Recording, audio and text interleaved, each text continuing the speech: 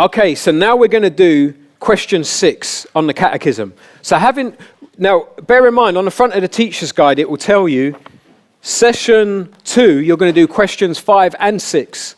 So we put these together, right, normally in a session with someone. We do question 5, and then we move on to question 6, because without question 6, question 5 can be misunderstood, okay? So we've just talked about in what way does God run the world, right? And then it can be misunderstood where people might think God don't understand them. So now let's do question 6. Question 6. Does God understand what it is like to live in this world? Can you see why I've put this after the question on how does God run the world? Now we're now asking, does God understand what it's like to live in this world? Yes. While still being God, God the Son became a man, Jesus Christ, and lived a hard life, experiencing much temptation and suffering, even death on the cross.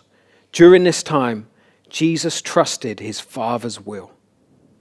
Okay, so does God understand what it's like to live in this world? Yes. While still being God, God the Son became a man, Jesus Christ. So let's look up Philippians 2, 6-8.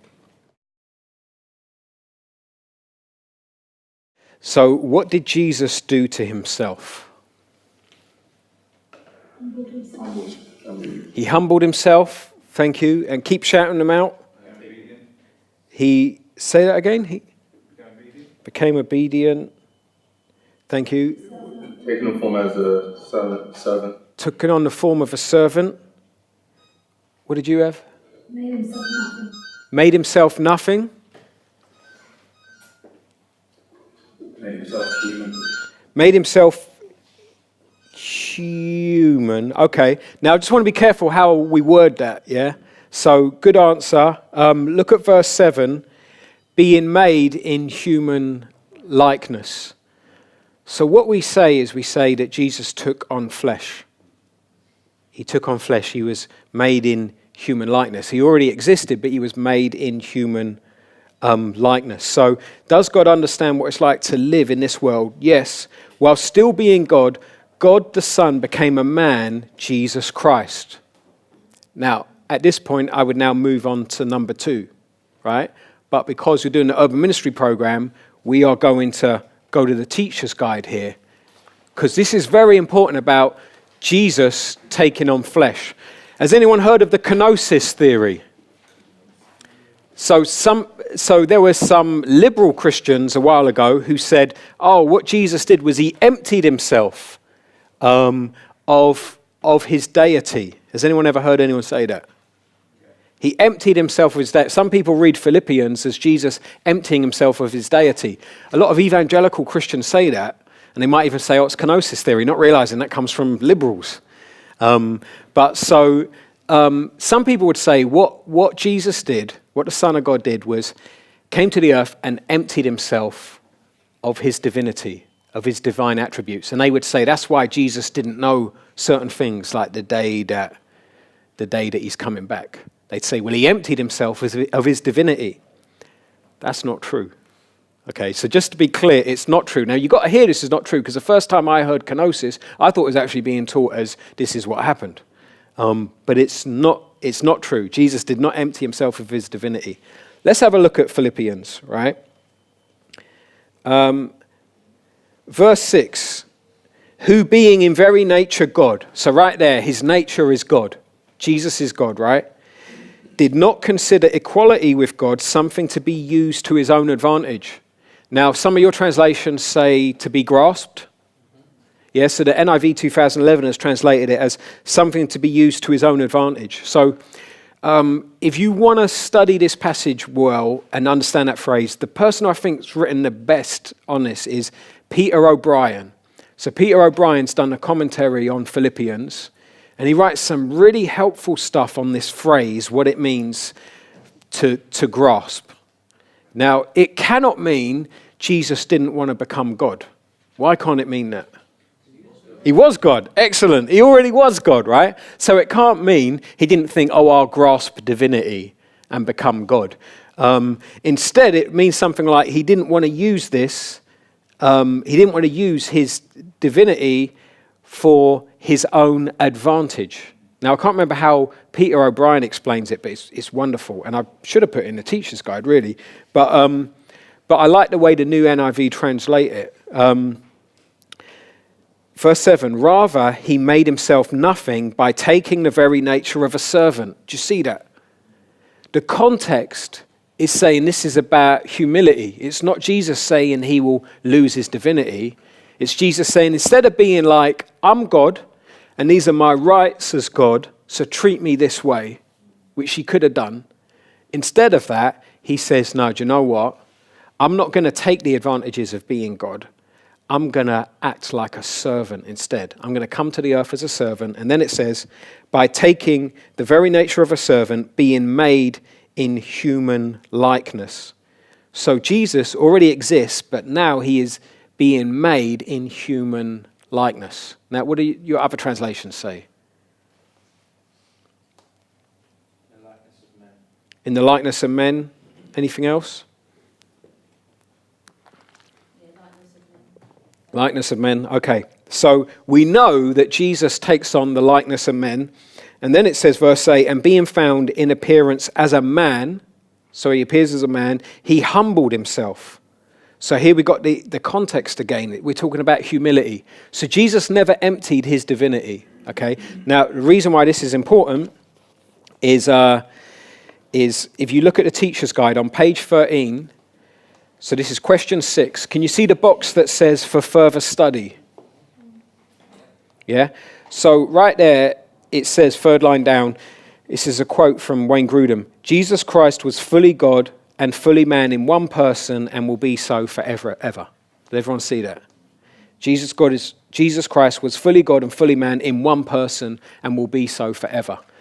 So one way of putting it is say Jesus is 100% man and 100% God. Now turn over the page. We're going to look at some complicated diagrams so that you can see some heresies. So heresies would be teachings that go against what the church has agreed collectively for a long time. So first you've got a bloke called Apollinarius. Now Apollinarius, I think, was the 4th century. And so that would mean AD 300 and something, yeah? And Apollinarius was, I think he was the bishop of someplace. And he taught, this is what he said. He said Christ had a human body, but a divine spirit. So if you look at that diagram there, half of him is human body and half of him is divine nature. So in a way, it's kind of like you've got this human body that's like the suit, and then the divine nature goes inside it with its kind of like human suit around it. And that's what Apollinarius taught. Well, Christians said, no, that's not true. That's not how it is. Does anyone know one of the ways that they came to that position? One of the things was they realized that Jesus had to be fully human to be our substitute. To be our substitute on the cross and to be the new Adam, yeah. You might have heard of a bloke called Irenaeus, one of the early church fathers, yeah. So you have the apostles, and after the apostles you have is it then the apostolic fathers and then the early church fathers? Yeah. Okay. So you got these different generations, yeah. When the apostles died, you got the apostolic fathers, the guys who were kind of like supposedly discipled by the apostles. And then after them, you got the next generation called the early church fathers. One of these guys was called Irenaeus, and he came up with something called recapitulation. Recapitulation, when you do it over again. And it was like Adam messed up, Jesus comes as the new Adam and does it all right. And later we'll look at how you can apply that to Israel as well, but we won't go there today. And so it's like, well, so Jesus then has to be fully human to be the second Adam, to be the new Adam and do it again. So how could he just have a human body and a divine nature? Then he can't really be our substitute who's redone life the perfect way in our place and who's then on the cross paid the sacrifice for us. So they got rid of Apollinarianism. Then you've got Nestorianism. Now Nestorius taught, well, it might be more Nestorius's followers who taught this. So I don't want anyone going around bad-mouthing Nestorius, because I'm not too sure that it was actually him who really taught this. I think it might have been more his followers. So Nestorianism taught that Christ had two persons, a human person and a divine person. So you see this one bloke, Jesus, but inside there's a human person and there's a divine person. So I don't know if you've ever seen them at the circus. You've got them horses with two people inside. One's doing the front legs and one's doing the back legs, and they're going around. That's kind of how Jesus is portrayed. I mean, I doubt they used to say it's just like the horse thing, you know. So, but that's a way that you can try and imagine it. There's like one body and two persons inside. A bit like you could caricature it as saying that sounds like a schizophrenic Jesus. There's two persons inside. So why might there be problems with that? Why might the early church be like, no, that can't be right?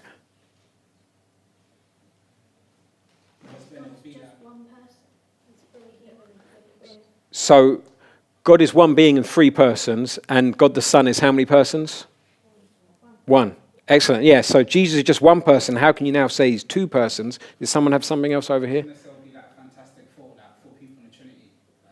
Fantastic thought. You're bringing another person into the Trinity. Very good. Very good. Yeah. Yeah.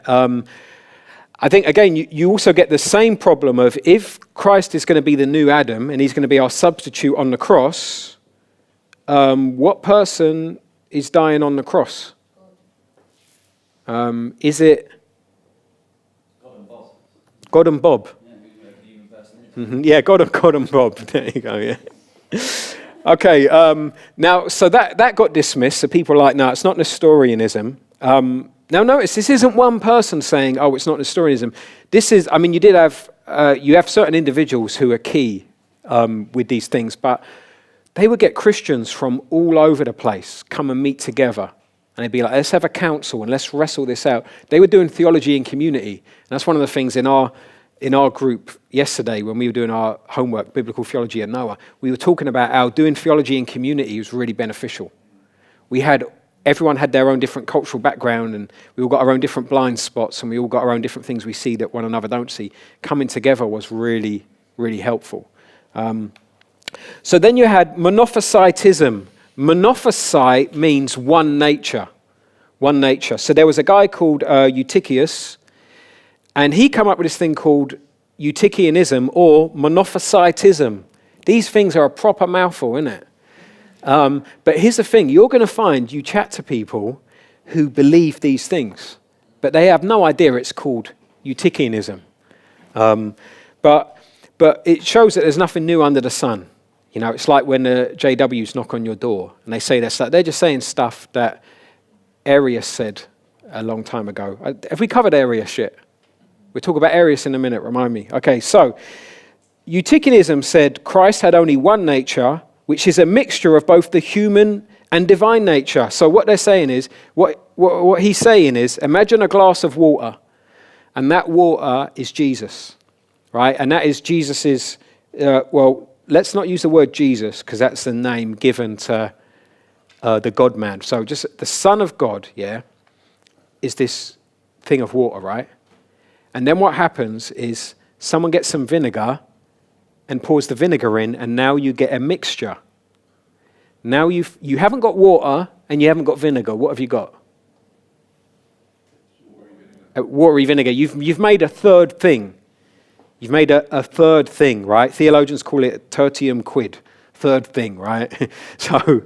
So that's what you've done. You made a third thing. Don't worry about that. You don't have to. I'm just saying in case you might, as you're reading about this, it might come up and you're like, what on earth is that? It's a third thing. You've made a third thing. So you've got a bit of the divine, a bit of the human, mix it up. Here we go. This is Jesus. Why might that be a problem? Because he's not Adam. He's not made in the image of Adam. Okay. It's because if he's dying for human race, then if he's a new person, a new nature, then he's not really dying for the human. Okay, so you're saying he can't really be the second Adam because he's this new nature. He's a third thing. It's not human. It's not divine. It's a third thing. Did you have something? I was just going to say it's not either God or Jesus. It's not either divine or human. Excellent. It's a hybrid. That's great if you want to save hybrids, right? If you need to be the substitute for a bunch of hybrids, then great. But we ain't got any hybrids. So that's no good. Yeah, a hybrid is two things mixed into one. Okay, so people were like, no, that can't be right. Now, what people had to deal with was this, right? When you're reading the Bible, you've got some verses that talk about Jesus getting tired, right? And there's verses that talk about Jesus in a human way. Give me an example. You don't have to give me the verse references, but what are things in the Bible where it shows the humanity of Jesus? Asleep on the boat. Okay, so sleep. Well, we know that God never sleeps, right? The Psalms tell us that. He had something to eat. He ate food. He ate food. Thank you. He wept. He was thirsty as well. He was thirsty. So you've got these bits in Scripture that show you, God's word shows you the humanity of Jesus. But then give me, they also had a problem, but there's other verses that show he's divine. So give me some examples. Praising him.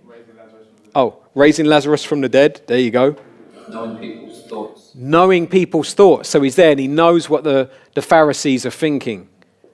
That doesn't mean he was one smart cookie. That shows he's divine. He knows what's going on. Forgiving people's sins. Yeah, that's a big one. So, yeah. Stop the sea from warring. Excellent example. Stops the sea from storming and all that, He's sinless. Excellent. So they're like, okay, the Bible shows us the humanity of Jesus and it shows us that he's divine, right? So what happened was in AD 451, there was the Council of Chalcedon. So you get all these people come together at Chalcedon, right? And they're like, we got to hammer this out. Now check this out. 451 AD, this is the 5th century. Okay, so 451 AD, this is 400 years after the New Testament is being written. Okay, 400 years. This doesn't mean that people did not know the truth. This means that a bunch of heresies had come up. Yeah, Apollinarianism, name another one. Nestorianism, name another one. Monophysitism. You know what I say? I say Eutychianism. Because I can't say monophysitism. I get really slowed down halfway through. Like I've hit a speed bump. Monophysitism. So yeah, these heresies have come up, and in response to heresies, people are like, "Oh, we got to hammer this out now. We've got to come up with something that makes it really clear what is a lie and what is true." That's very different to saying that the doctrine of Jesus got made up in 451. Does that make sense to everyone? Okay, we're not saying that the doctrine of Christ was made up in 451. We're saying there were so many heresies that at 451, people were like, listen, we got to write a statement. We've got to make a statement that we all agree on to be clear about this. And this is the statement they made in 451. It's called a Chalcedonian definition. And I want you to read it out for homework, but I'm going to go to the first paragraph. If you go down to, I've highlighted it there, to be acknowledged. Can you see that? It's not highlighted in yours. It's highlighted in mine. Okay. Okay. Can you see where it says, let's just read it out. We then, following the Holy Fathers, all with one consent, teach men to confess one and the same Son, our Lord Jesus Christ, the same perfect in Godhead and also perfect in manhood. So that would be like saying he's how much percent God? 100. And how much percent man? 100. Okay. It doesn't add up in our math system, right? But he's God, So truly God and truly man. So that's a way of saying how much percent God? 100. How much percent man? 100. Okay. Of a reasonable soul and body. Now I've put there in square brackets, rational. When it says reasonable soul of body, it means he had a rational soul. Yeah, so he was able to think, and it's rational, able to relate to other people. Consubstantial, which in brackets, coessential with the Father according to the Godhead. So in other words, made of the same stuff that God's made of, but not really made, because God is not made. And Jesus in his divine nature is not made. Okay, so instead of made of the same nature, of the same nature that God's of. Does that make sense? So the same stuff that God the Father is, Jesus the Son is the same stuff. Now when I say stuff, right, I don't know what stuff is. Yeah? If we were talking about ghosts, yeah, what do they say ghosts are made of? Ghostbusters? Ectoplasm. Ectoplasm, right? They say ghosts are made of, even spiritists will say that to you sometimes, that there's this substance. Now here, God is spirit. We're not saying there's actually some substance called ectoplasm. He's spirit. We don't really properly get what spirit is, right? But whatever stuff God is, that God the Father is, Jesus is. Okay? In the new heavens and the new earth, let's check it out. You know? Let's adore God and be like, wow. So this is what it means, God is spirit. Like, boy, I don't know how it's going to work. It's going to be amazing. You know, it's going to be like, rah! Just like, I don't know, like sometimes my son loves knowing how stuff works and all that. And he'd be like, Dad, how does this work? And I open something up and I'm like, you see that thing in there? And he's like, really? You know, and I can see he's waiting for it to break so he can try and fix it.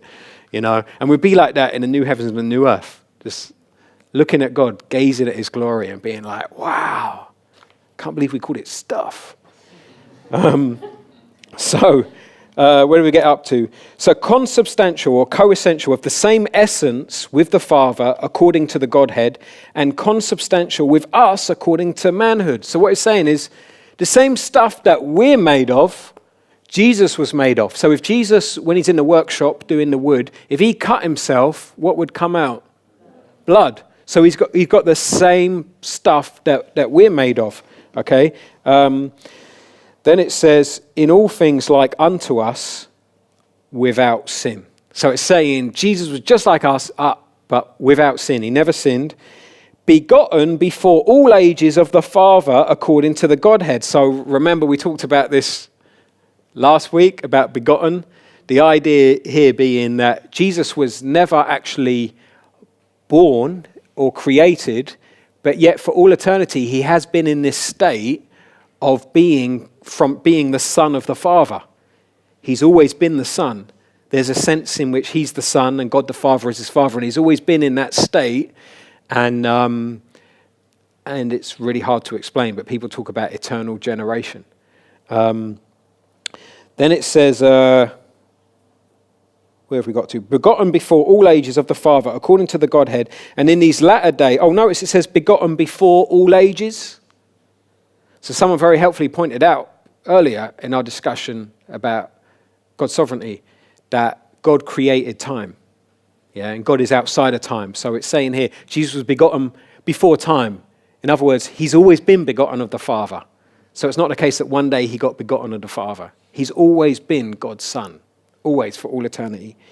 Then it says, and in these latter days for us and for our salvation, born of the Virgin Mary. So he's always existed, but in these last days for us, he came born of the Virgin Mary, the mother of God. Now, any of you with a Catholic background are like, whoa, what's going on here? Because they call Mary the mother of God. And there was actually a bloke in the early church who lost his job because someone wrote to him saying, would you say Jesus is the mother of God? And he said, no. And why do you think he lost his job? For saying that Mary wasn't the mother of God. What does that imply about Jesus? What doesn't Jesus have if Mary's not the mother of flesh? So then he's not, Jesus didn't come in the flesh. He's not really human. And then he's not our substitute. So a bloke lost his job. Poor bloke. I mean, that's the thing with some of these heresies. Some of them you're like, I used to think that. And it's like, you can think something and then someone says, actually, that's a heresy if you think about it. Now, can you be a Christian and believe these things? Well, here's what I would say. I would say it's inconsistent with your faith. But what will happen is when someone shows you the truth, if you have been born again, you'll be like, oh, and you'll accept it. Might take you a little while to get your head around it, but you'll accept it. So new believers, a lot of the time, they really, do not get the Trinity, the deity of Christ. And, I was a Christian for a long time, and I asked one of my pastors once, I said, was Jesus ever created? I was like, I think the answer is no, but, and he patiently sat down with me and explained from the scriptures how Jesus wasn't created. I'm really thankful for him patiently doing that with me. But if someone then you show them that and they disagreed with it, and they persistently disagreed with it, I'd be concerned for them. And I'd be like, listen, the church has taught for 2,000 years pretty much. This is the way it is. And you're disagreeing with that? You know, that scares me. If the sheep know his voice, and we know God, you have, according to 1 John, the anointing. So if you're not accepting these things of God that the Spirit helps us to understand from Corinthians, then I'm concerned, are you really a believer? But I'd be patient with people in how I deal with that. Where do we get up to? Mother of God, according to the manhood. So do you see that qualifier there? Jesus is the mother of God according to the manhood. So according to Jesus taking on flesh, Mary's the mother of God. But she's not according to his divinity. Then it says, one and the same Christ, Son, Lord, only begotten. Check this bit out. To be acknowledged in two natures. So this is what they're saying. They're saying you've got to acknowledge Jesus in two natures. Guess what those natures are? Divine nature and human nature. So this is what they're saying. Council of Chalcedon. This is what we've held to ever since then. Yeah, if we're what's called Orthodox, not Eastern Orthodox, but Orthodox, right? We're saying that Jesus had two natures, the divine nature and the human nature. Now you might be like, yeah, but haven't we got that kind of in Eutychianism? He's got a human nature and a divine nature. So we're going to see how these guys clarified that it's not the same as Eutychianism. To be acknowledged in two natures inconfusedly. So in other words, these natures are not confused together. Now, I know we don't talk that way, but just imagine if we're talking in old-fashioned language, and I said, listen, can you please make me a drink? And I'm trying to think, what's a drink where you mix two things together? Squash. Cordial. Make me some cordial, please, bruv. And get some water. And can you confuse it for me? What I'm saying is, can you mix it up? Can you confuse it for me, bruv? Or shaken, not stirred would be shaken, not confused. So what they're saying here is these two natures are not mixed up together. We don't get the divine and the human and then mix it up and say, look at this, a third thing. Daniel, what's the Latin for third thing? I'm just messing with you. Okay, so it's saying inconfusedly, unchangeably, indivisibly. It's saying you can't divide them. You can't be like, cut them in the middle and push them to the side. It's saying this is Jesus. Boom, these two natures are there. You can't divide them, but they're not mixed. Now, that's a hard one to get your head round, right? But they're trying to defend against these heresies.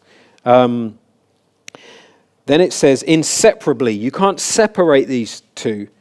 The distinction of natures being by no means taken away by the union. Okay, check this out. The union is saying Jesus took on flesh. Jesus is divine. He's got divine nature. He takes on human nature. There's a union there. But in that union, nothing gets taken away from each one. So in other words, it's not like Jesus takes on flesh, and then it's like, oh no, my divinity is weakening. No, nothing's taken away from his divine nature.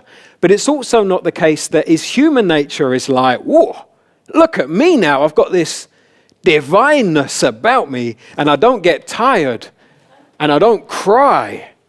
And what were the other things you said as examples in the Bible of his human nature? I don't sleep. I don't need to sleep.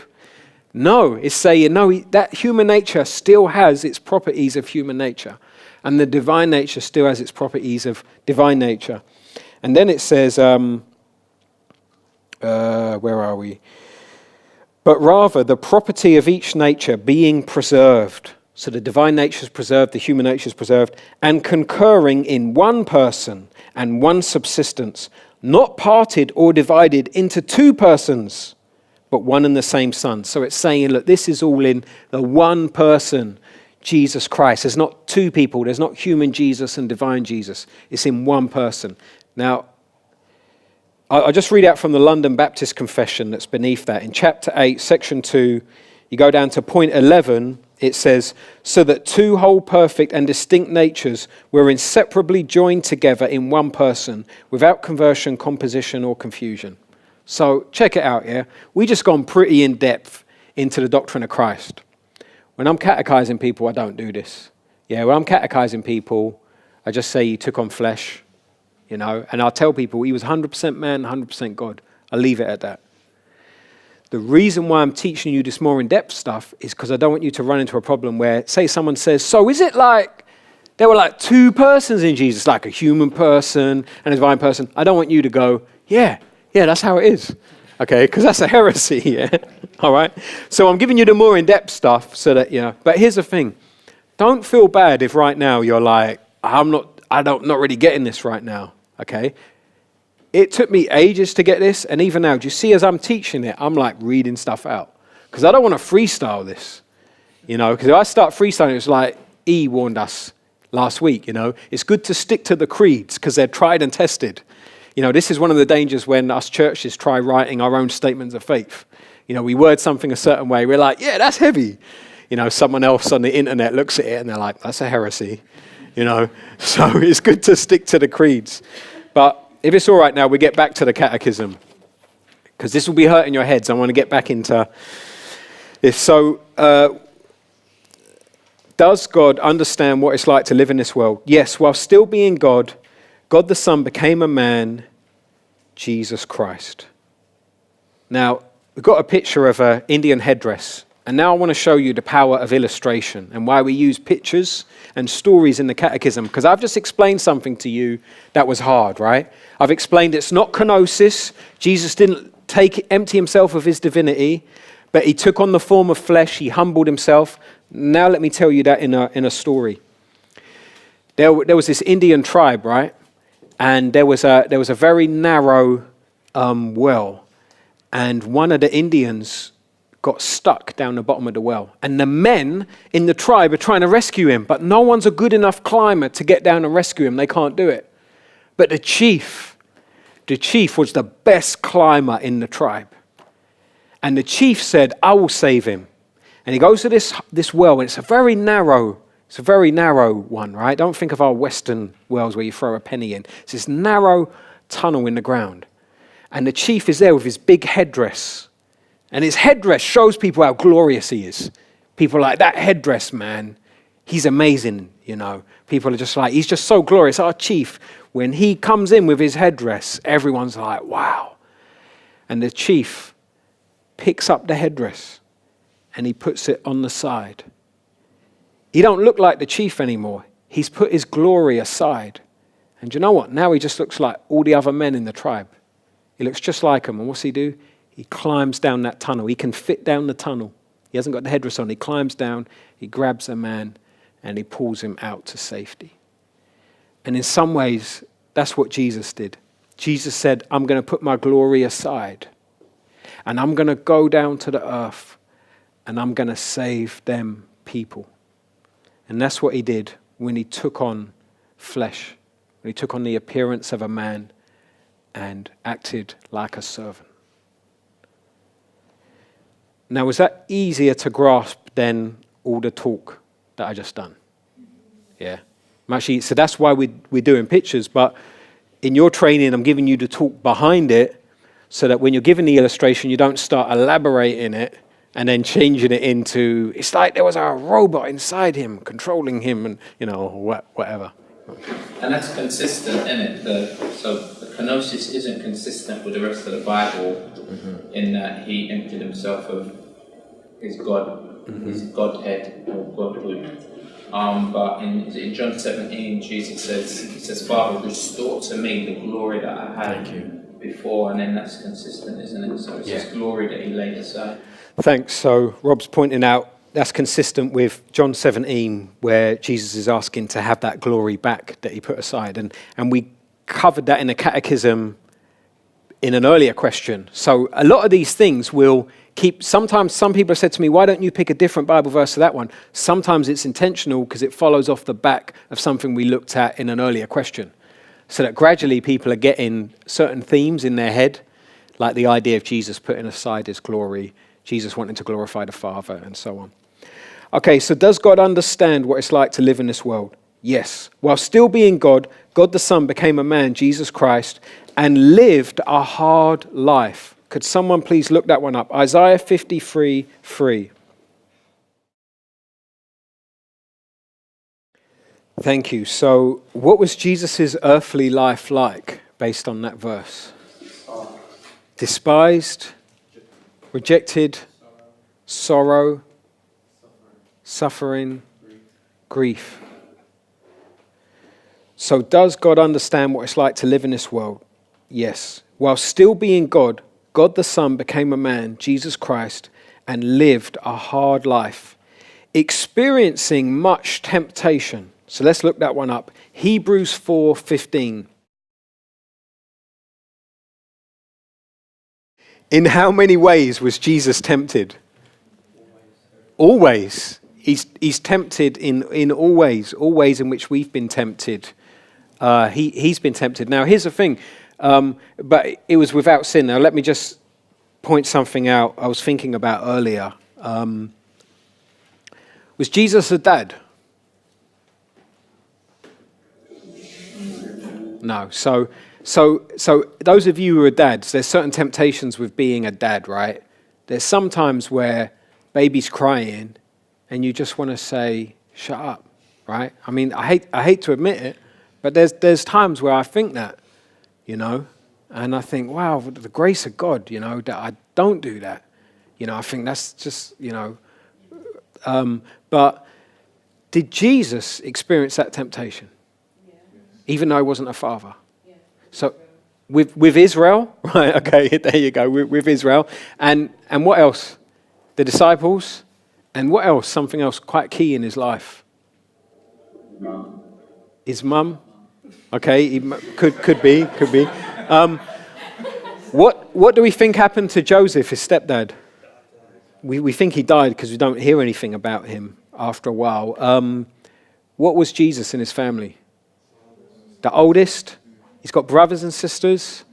Does he know what it's like taking care of the other kids in the family?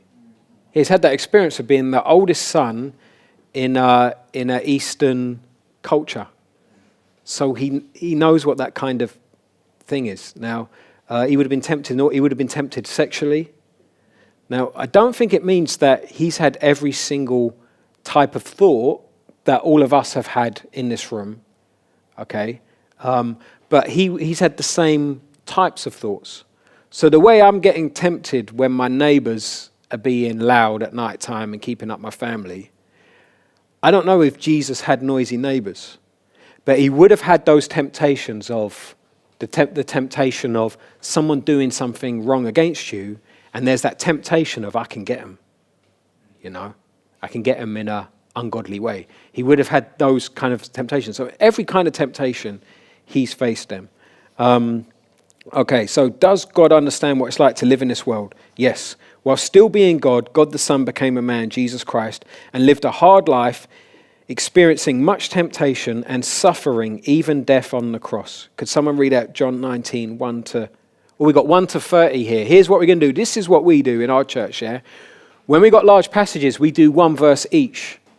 Now, let me explain the rationale for that, yeah? So here's the thing. If you're very conscious of your Bible reading, being asked to read out 30 verses is hard work. You can feel very, yeah. The other thing is, if someone else reads out 30 verses, if you're anything like me, you start to daydream, did I turn the oven off? And then all these things pop in your head and all that. It's harder for people to follow. What we've always done at New Life Church is we do one verse each. Here's the fact, what we found very interesting is when white middle-class people come to the church, they're the ones who've said, I find this quite hard. Can we read large passages of Scripture?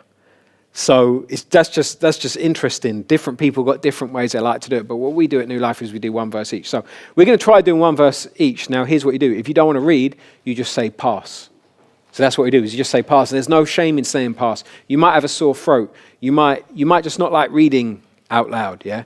So what we're going to do is we're going to do John 19, 1 to 30. And the reason why we put some of these long sections in is because we want people to understand that there's stories in the Bible. And it's not just about pull out a verse here and there and proof text. But before we go there, I said I was going to tell you about Arius, yeah? Arius was a guy, he was a guy who said Jesus isn't God. And his motivation was, I think, or some people say, was to not take away from the glory of God, because Jesus had a human nature. So he made Jesus below God the Father. And that's called Arianism. And so that's why in the Catechism we say, yes, while still being God, God the Son became a man. Now today, what is Arianism called? Jehovah's Witness. So Jehovah's Witnesses are Arians. It's just the same doctrine that they're teaching. When you were doing the catechism, would you just take turns at doing one each with the person who catechizing if you came to a long passage? How would you? That's a very good question. You know, I kind of mix it up. So sometimes I say, does God understand what it's like to live in the world? Can you read the answer? And then they read out the answer. And then sometimes I might ask them to read out all the Bible verses. Sometimes we alternate.